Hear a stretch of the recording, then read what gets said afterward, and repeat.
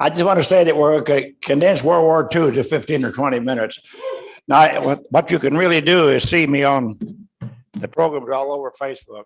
The Monday night programs all over Facebook. And you can see that and get the whole deal. I'm going to start with the fact that I was drafted out of high school at the age of 18.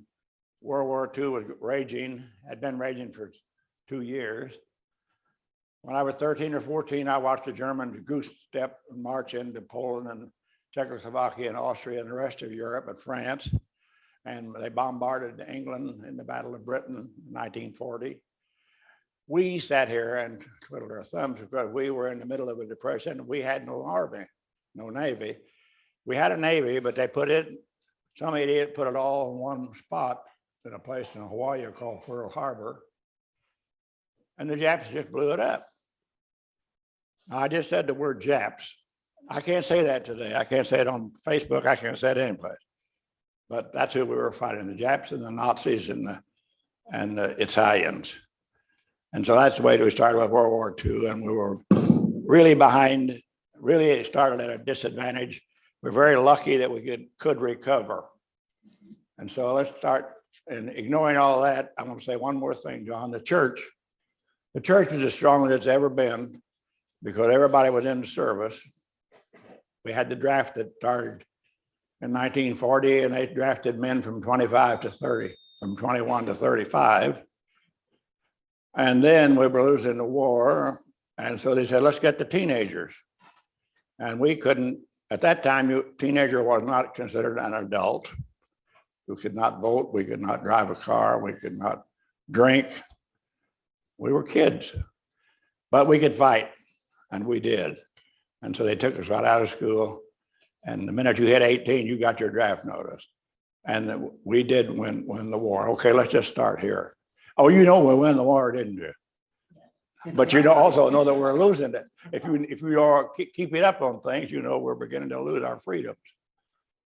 Have you got that first picture, John? John's my assistant. There, oh, the books. The books are just, if you want it, I just bought them for the opportunity. If you want to buy one for $20. If you don't, you don't. They're all 20 stories. They're all short stories. I've written 5 on World War II and 2 on just being me in the Depression and after I retired, fun stories. So Hutch's Rainbow Bridge and Leatherwood Creek are the fun stories, and with the illustrations. And the illustrations, it costs you nothing to look at my drawings and my wonderful artwork. I proved that I'm a starving artist, without a doubt. And so this is just a friendly game that we're playing today. Monday night was really great. We sold out. John said we had 100 here. They were hanging out the doors, and they wouldn't leave, you know, which made me very happy because they were buying books. Okay, John, you got another story. Those are some of my books. Okay, next. And you do your own illustrations. I did the illustrations in those 2, yeah. They're on this board, some of them. This is a crew position that I ended up in the Army, and then it says you can volunteer for the Air Cadets if you want to be a pilot. Well, of course, I was 18 years old. I hadn't graduated from high school, but they lied and said they were going to make a pilot out of me. And they sent me to Amarillo, Texas for basic training. And so I bought my Air Cadet ring. 2 weeks later, they washed us all out. I was no longer an Air Cadet, I was a gunner. So we went to gunnery school, we went to radio school, I passed the aptitude test, and then the gunnery school, then crew training, and then we were overseas in England on one of those B-17s. A 10-man crew. There you see the positions that I put in, the tail gunner. This was a flying bomb carrier. It was just a big long aluminum tube with 12,000 horsepower motors on it. We could barely move once we got in it. And one reason we couldn't move because we were flying about 25,000 feet high, and we were in 40 below zero, and we had oxygen masks on, and we had parachutes, and we had life preservers. And then overall that, we put on a big heavy armament apron, woven steel covered with canvas. It weighed 45 pounds. It was called a flak jacket. And hopefully if a piece of flak came through the plane and hit you, it would hit the flak jacket and not something else. We also wore a helmet with ear flaps on it to cover we all had to wear earphones and throat mics. That was our only communication. And since I'm a radio gunner, I had to sit, my radio gunner position was right behind the bomb bay. And after 4 missions, we made lead crew, which is a dubious honor because that meant you led the squadron, but it also meant you carried the command pilots, the command navigator, command bombardier, and you were the target. You know, when they see the geese, you always try to hit the one in the front. So it was a dubious honor, but it was an honor. And we only flew about every 3 or 4 missions because the plane, we'd taken out the ball turret hanging down there and put in a radar dome that could be lowered up and down. So we could see through the clouds with the PFF, which we call Mickey Mouse because we thought it was weird, you know. And we didn't like increasing the number of days we could fly either. First, we only flew on clear days. So that's the way that goes. And when you see our picture, you only see about 7 men instead of 10 because the command pilot didn't want to be taken. There I am. And you can see the air cadet ring, it's right there. We had just landed from the 12th mission, which meant we got our 2nd air medal. I'd taken off the flak jacket. And of course, the parachute hung on the harness in front. Our parachute would look like a little package about this big, and it clipped right under our harness. Most of you think of parachute, there it is there. And you think of parachutes as being the seat type, which the pilots used and the officers up front used, because they stayed with the plane until the very last minute. We could hook that on and bail out anytime they told us to. The only reason you'd ever bail out was because the flak. Now, under that outfit, Pillsbury Doughboy outfit, I call it, right over my long underwear was an electric suit, very flimsy electric suit, just like the insides of an electric blanket. If you ever looked inside an electric blanket, but we could plug in our gloves, our feet, plug that thing in, had a little rheostat right next to our oxygen outlet. So we were all hooked up and we were high tech. Okay, John. This is our crew, and I explained that why there are only 7 men there. We're on the guys down kneeling. I'm the second from the right, and the ring is still there. This is taken the same day as the individual picture. And I said, we're pretty well beat up because we'd flown about 5 hours. Mission meant getting up 3 hours earlier to eat, to dress, eat, and get down to the plane. And so you're the second on the bottom from the right? Yeah, I'm the second on that. You're the only one smiling. Well, I was kind of goony, you know. I mean, we'd just been 5 hours of being shot at and attacked by fighters and flak and everything else. And I'm smiling. I guess it was because Mom always said, my mother took thousands of pictures. Someday I'll do a picture of me sitting on the pumpkin and everything that Mom took. She loved the little box camera. Anyway, I'm the only one smiling. But we were just drowsy and we just got off the plane. Now, backing up again, we go, here's our takeoff. Look how close we lined up. We piled on that plane, had about 7,000 pounds of bombs or more. It could carry a lot more. But we had to take off down the runway just every 2 or 3 minutes, just one after the other, bang, bang, bang, and get into the sky. Now, the trouble was getting that plane off the runway because sometimes an engine malfunctioned or you just didn't have enough power to get it up. And so you'd crash it, they'd crash at the end of the runway or flatten out in the mud, you know, or pull off if they thought they couldn't make it. We always got off. But once you got above England, you had to rendezvous. We flew 12 planes to a squadron. So you had to rendezvous with your squadron up above England. And the only trouble was there were about 600 planes up there trying to rendezvous. And they got in the wrong spaces too many times. They had mid-air collision. A lot of men died over England with mid-air collision before we ever even got formed up. But once we formed up, first you had to find your squadron. He was over here someplace shooting off flares, quadrant, the lead plane. We shot off flares, the others had to gather on us. And we had 12. And then another 12 was over here gathering. So here 12, 12, and 12. So a formation had 36 planes, 3 leaders. The middle leader was the command of the whole mission. So our formation was 36 planes.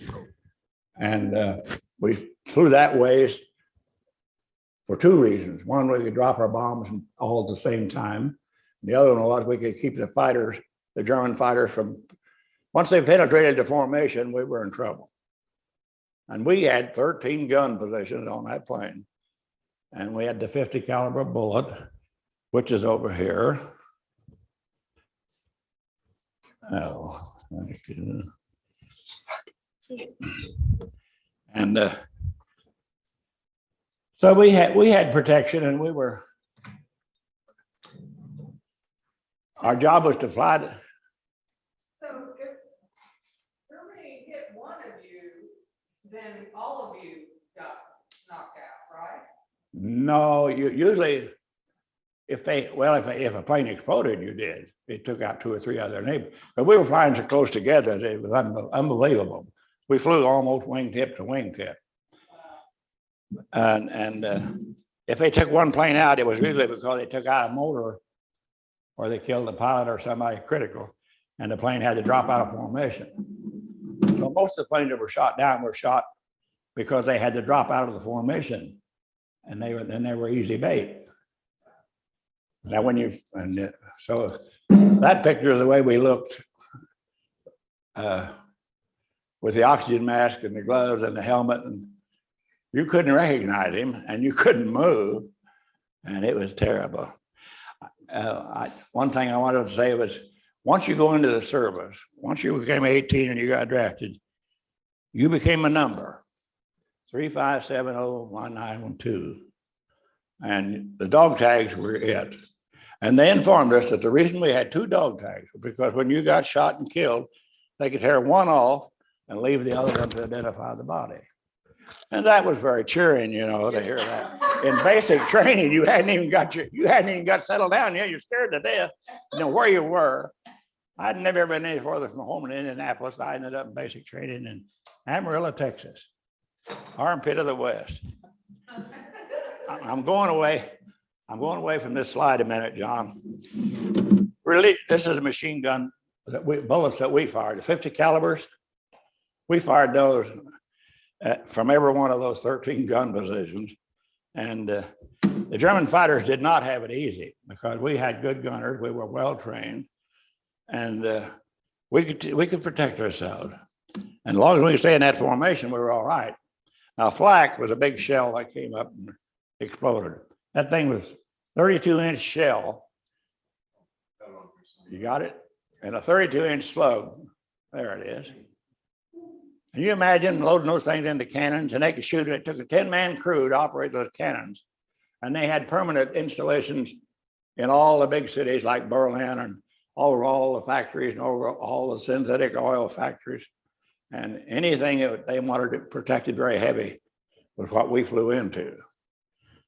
So once we took that mission out of England, across the North Sea, and into enemy territory, we had to dodge all those flak installations and get to the target.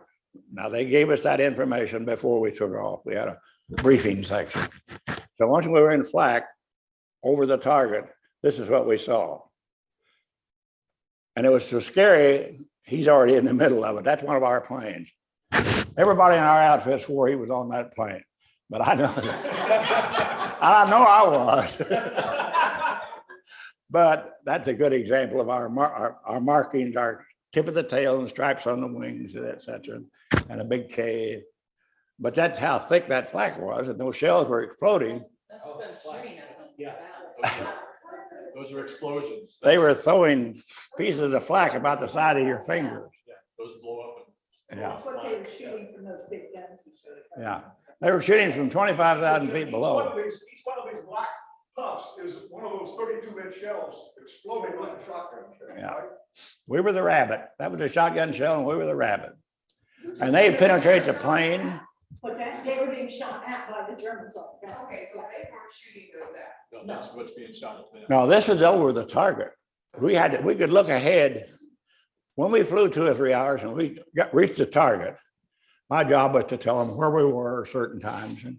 And then my big job was to tell them we were ready to start the bomb run over the target. But you look out ahead of you and the whole sky is full of that. And you have to fly into it to drop your bombs. Then you hope you come out the other side in one piece.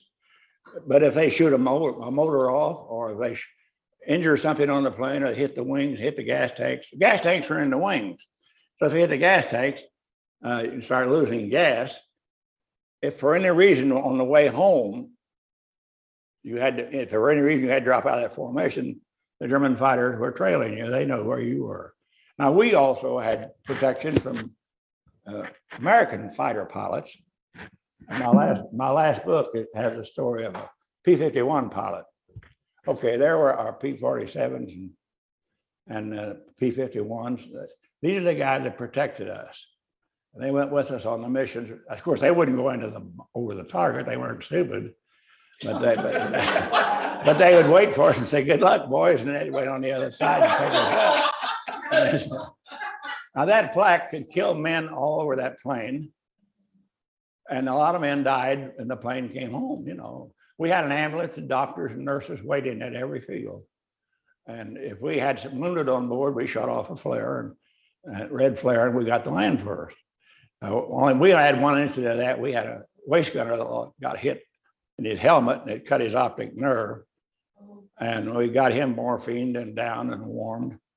And we got back to the base and they radioed it and told me the base is closed. Base is going to be closed with snowstorm.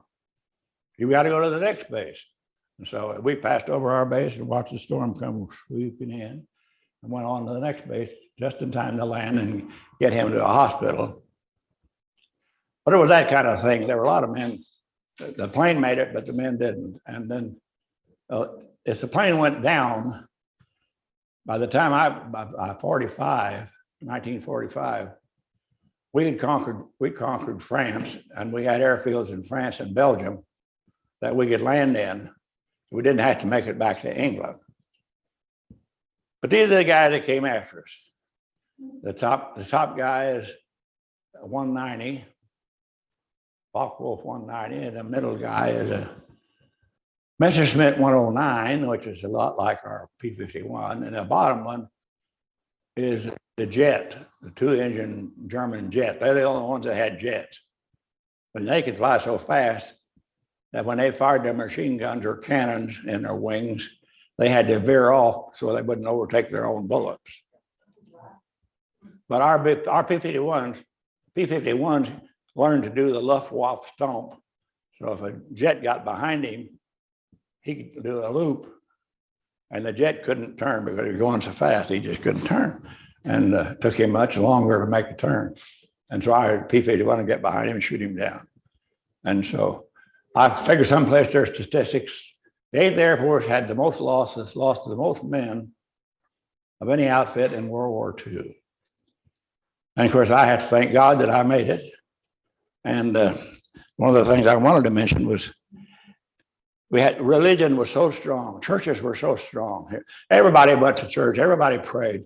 We all prayed. You learn to pray real fast when somebody's when you see it out there. And if a fighter comes in after it, we had one fighter try to crash into us.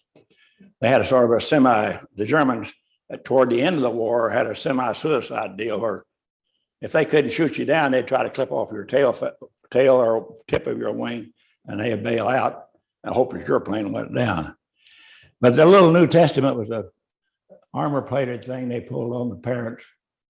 May the Lord protect you, etc. But the idea was there was steel on it, and so you wore it over your heart.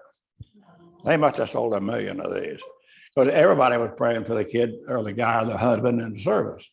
I think a lot of husbands, a lot of men with young kids, and then of course the teenagers. You can imagine being a mother raising a kid through the Depression. You starved and you did, and the dad worked for $1 a day. And just the minute you got that high school diploma, they jerk you into the service and give you $50 a month. Well, it was the most money I ever made, so I was wealthy, you know. But churches were strong. Every church was filled. Revivals everywhere, and a complete difference from today. Which was my first remark. We're losing everything we fought for, but we're giving it away. We're not losing it. We're just giving it away. We just don't go, and etc. So that's my sermon for today. When I was in the basic training, I was a number. That was me, and there was nothing personal about any of it. All the officers, everybody had to do what they said they were going to do. And go ahead, John. There's one. There's what happens when a plane gets hit in a vital part, it goes down. Now you see, we're still dropping bombs. That's right over the target. These are Air Corps films. We weren't running Air Force, we were Air Corps. But these are authentic film taken by the Air Corps. There's one that made it back. Now you see the bombardier's seat is sitting up there. He didn't make it back, but the navigator was farther back in the plane. He was wounded, but he was able to direct the pilot back safely to England.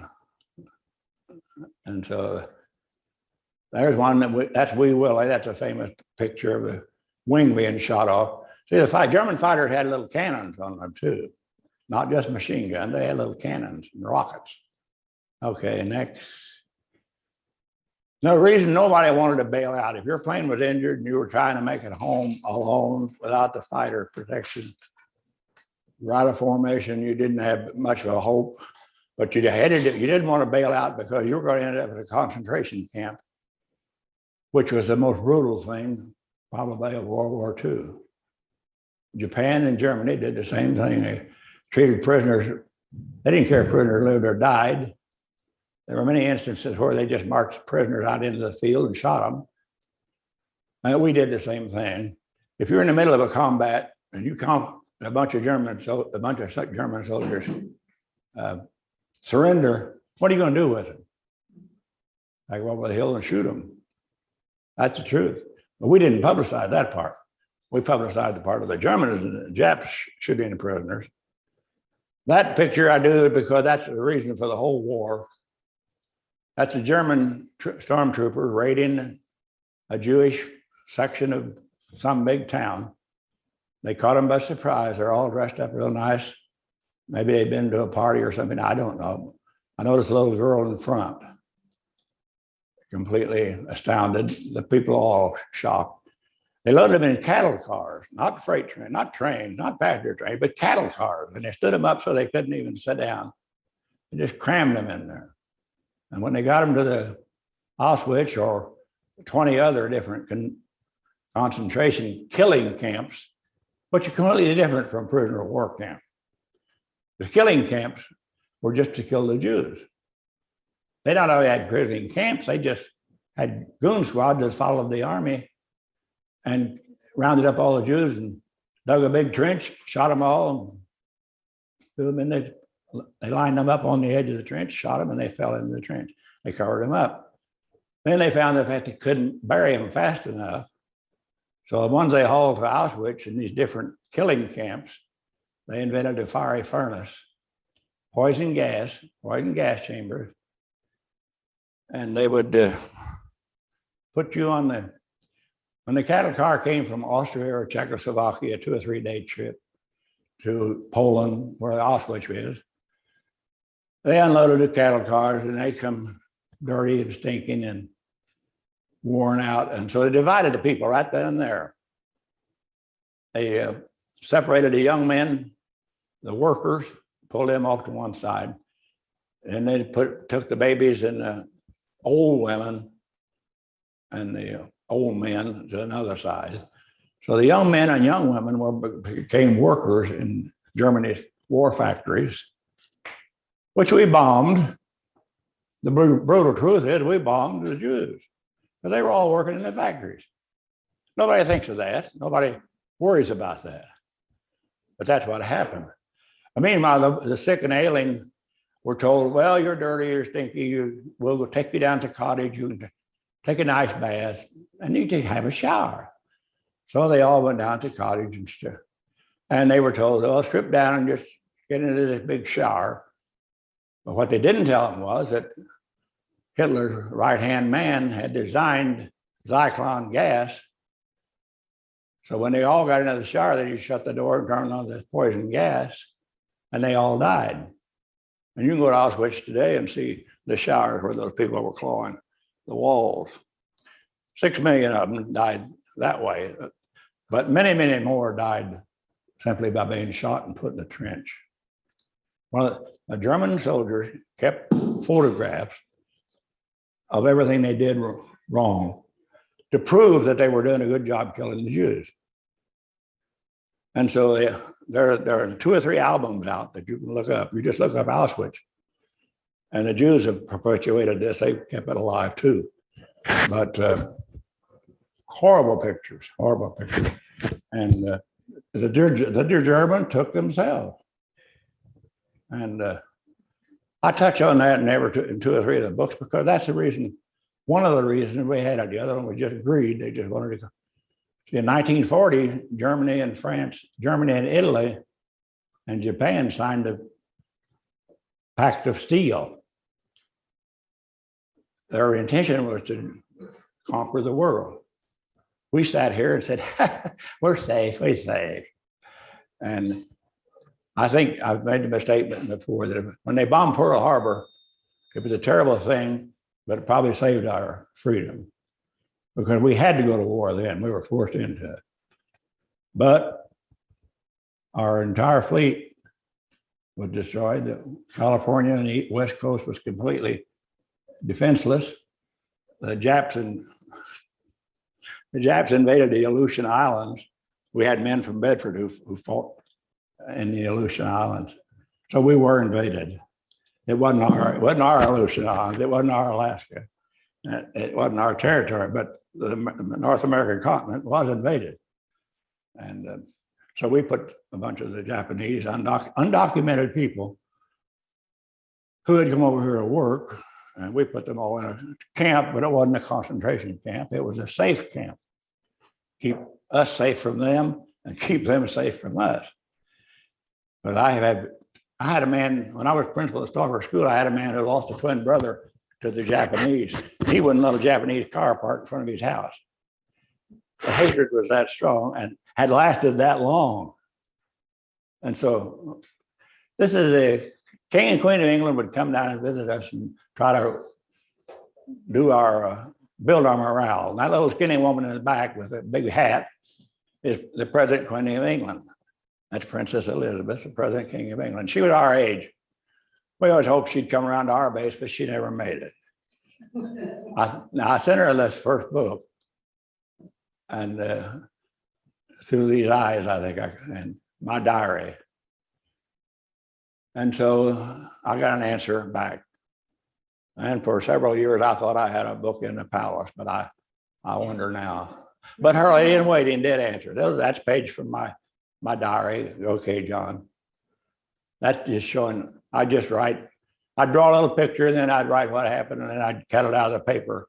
Stars and Stripes printed a paper every day, okay? So you were doing those drawings then, on right then, back then?